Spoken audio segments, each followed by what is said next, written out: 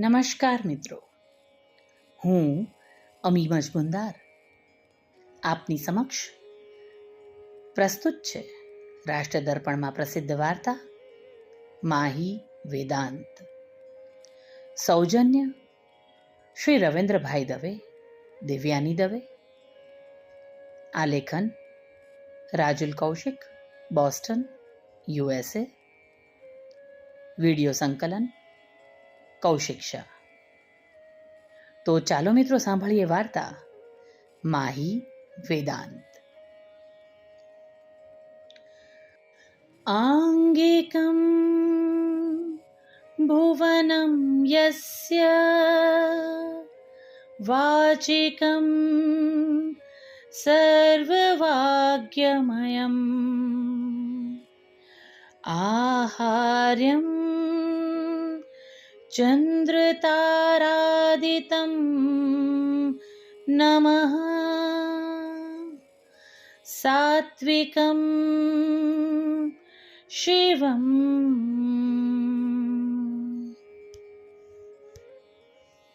પડદો ખુલે એ પહેલા મહેશ્વરીએ સ્ટેજ પર શ્રીફળ વધેરીને રંગમંચના દેવ નટરાજની પૂજા કરી.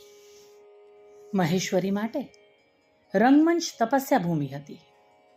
સ્ટેજ પરફોર્મન્સ માટે કલાકારની એકનિષ્ઠા સમર્પણ માટે એ આગ્રહી હતા. નાટ્યકાર વિલિયમ શેક્સપિયરે કહ્યું છે, આ જગત એક રંગમંચ છે, એમાં આપણે સૌ કલાકારો છીએ. નાટકમાં કામ કરો કે ન કરો, પણ નાટકની તાલીમ તમને પર્સનલ અને પ્રોફેશનલ લાઈફમાં ખૂબ જ કામ આવે છે. સ્ટેજ હોય કે લાઈફ, પરફોર્મન્સ શ્રેષ્ઠ હોવું જોઈએ. So wishing you all the very best for your today's performance. હંમેશની જેમ તપસ્યા એકેડમીના સ્થાપક મિસ મહેશ્વરીએ સૌ કલાકારોને શુભેચ્છા પાઠવી. મહેશ્વરીએ ભારતીય શાસ્ત્રીય નૃત્યમાં પારંગતતા મેળવી એ દિવસથી પોતાની એક એકેડમી હોય એવું સપનું જોયું હતું. 30 વર્ષની ઉંમરે નૃત્યની સાથે નાટ્ય તેમજ સંગીતની તાલીમ આપતી તપસ્યા એકેડમી થકી નેશનલ લેવલે સાકાર થઈ ચૂક્યું હતું. પણ એ સપનું સાકાર કરવા ઘણી મોટી કિંમત મહેશ્વરીએ ચૂકવી. 21 વર્ષની ઉંમરે પહેલો યુવક એને જોવા આવ્યો ત્યારે એના રસ, એની પ્રવૃત્તિ વિશે જાણીને આશ્ચર્ય અનુભવ્યું હતું. આ તો કેવી ઘેલછા! ઠીક છે, સ્કૂલ કોલેજોમાં આવા શોખ હોય. ટાઈમપાસ માટે નૃત્ય જેવું કંઈક શીખ્યા, આવડત કે જાણકારી માટે એક થપ્પો વાગ્યો અને વાત પૂરી. એના માટે એની પાછળ આખું જીવન ન વેડફાય. આ બધું શોખ પૂરતું મર્યાદિત હોય, બાકી આવા ફિતુર અમારી હાઈ સોસાયટીમાં.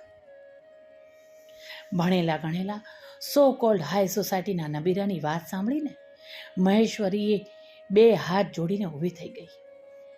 જી, વાત સાચી છે. હાઈ સોસાયટીમાં તો જેને ફિતુર કહો છો એ મારો શોખ નહીં, મારું સપનું છે.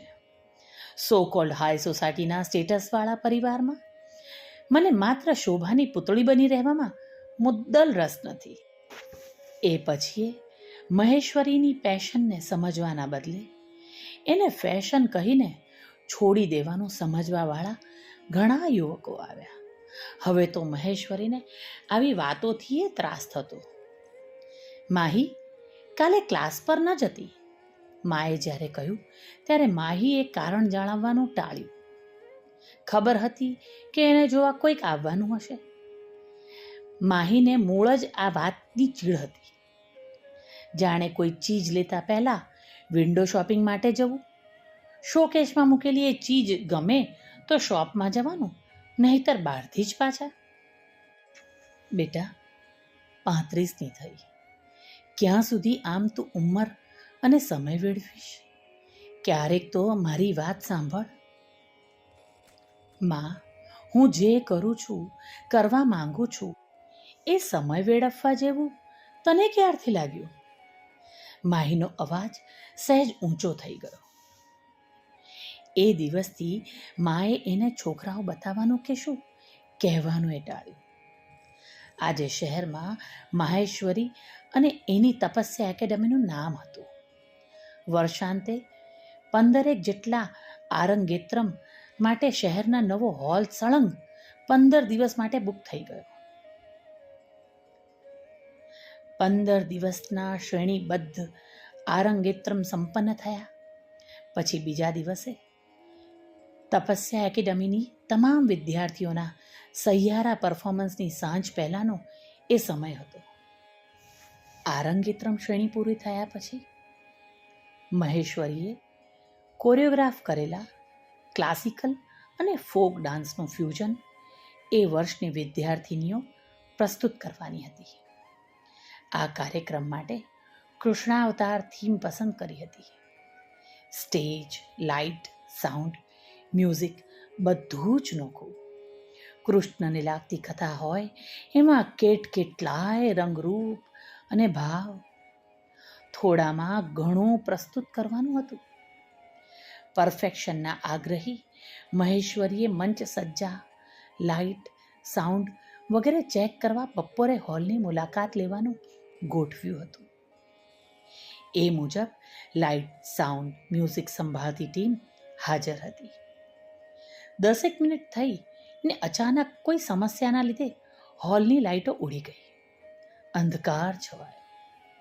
સાંજે પ્રોગ્રામ હતો ને આ પરિસ્થિતિ સર્જાઈ. ભર ઠંડીમાંએ મહેશ્વરીના કપાળે પરસેવો વળ્યો. સાંજે કાર્યક્રમમાં અતિથિ વિશેષ તરીકે રાજ્યના મુખ્યમંત્રી ઉપસ્થિત રહેવાના હતા. જો કે જનરેટરના લીધે થોડા સમયમાં બધું યથાવત થઈ ગયું, પણ એ થોડો સમય મહેશ્વરી માટે ભારે અકળામણ હતો. I think you need a break and cup of strong coffee કહીને એક 30 વર્ષનો યુવક માહીની સામે આવીને ઊભો. મારું નામ વેદાંત. કોફી પીશો તો ચોક્કસ સારું લાગશે. કોફી અને સેન્ડવિચની ટ્રે લઈને ઊભેલા છોકરા પાસેથી કોફીનો મગ મહેશ્વરીની સામે ધર્યો. આંખથી જ સ્ટેજ પર હાજર સ્ટાફને કોફી અને સેન્ડવિચ આપવા ઈશારો કર્યો. ખાતરીપૂર્વક કહું છું કે કોફી, સેન્ડવિચ અને 15 મિનિટનો બ્રેકથી તાજગી આવી જશે. મહેશ્વરી વેદાંત સાથે એ પહેલી મુલાકાત. એ પછી તો બીજા 15 આરંગેત્રમ દરમિયાન અવારનવાર મુલાકાત થતી રહી. જો કે શહેરની બહાર વિસ્તરેલા શહેરનો આ એકદમ અદ્યતન લાઇટ, સાઉન્ડ સિસ્ટમ, વધુ આરામદાયક સીટવાળો આ નવો હોલ ડ્રીમ હાઉસ વેદાંતનો જ છે.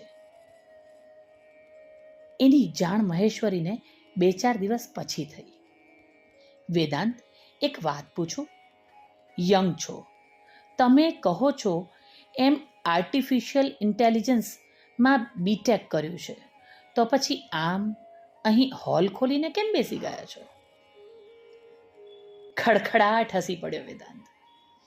માહી, સોરી મહેશ્વરી, પરિવારની પરંપરાથી અલગ મારા વિચાર ગમા અણગમા હતા.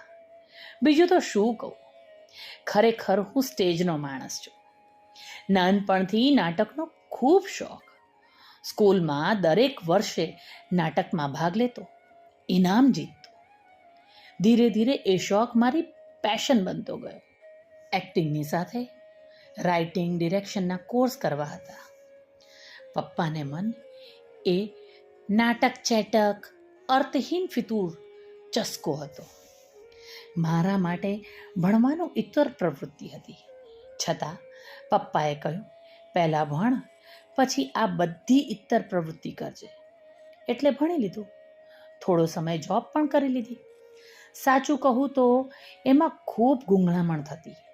જોબ છોડી દીધી અને આ મારું ડ્રીમ હાઉસ શરૂ કર્યું.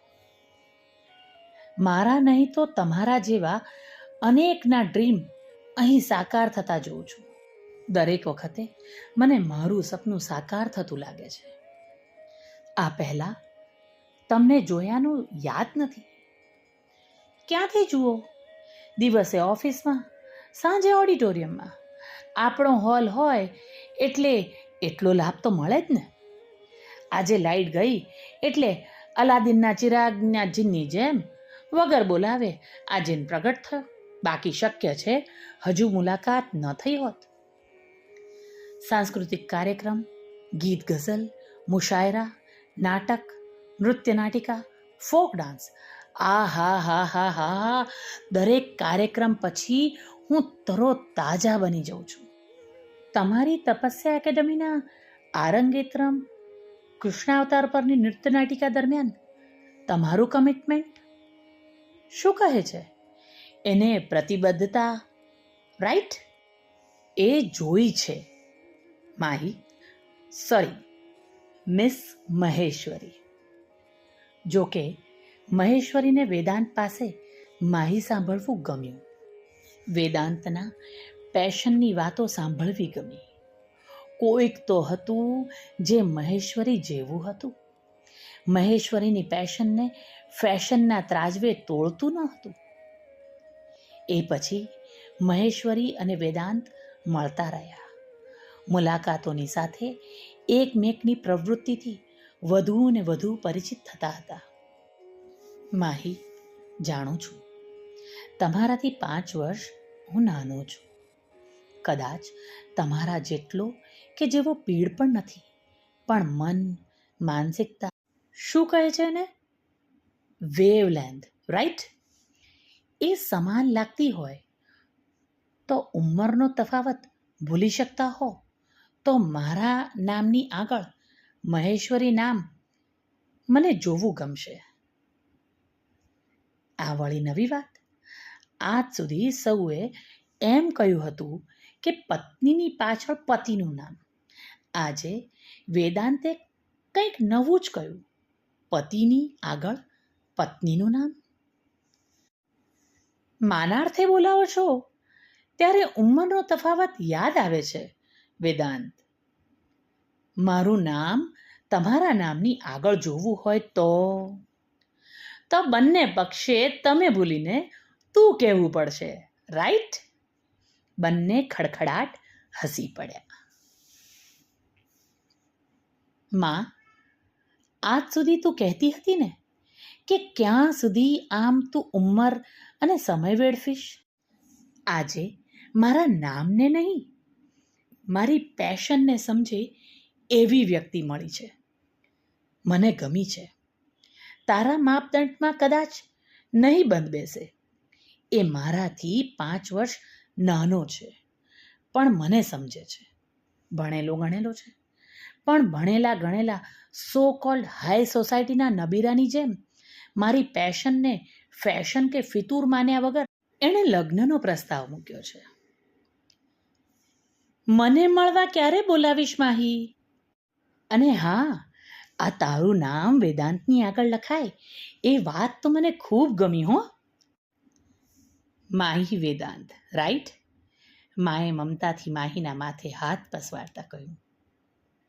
મા અને મહેશ્વરી હસી પડ્યા. અસ્તુ.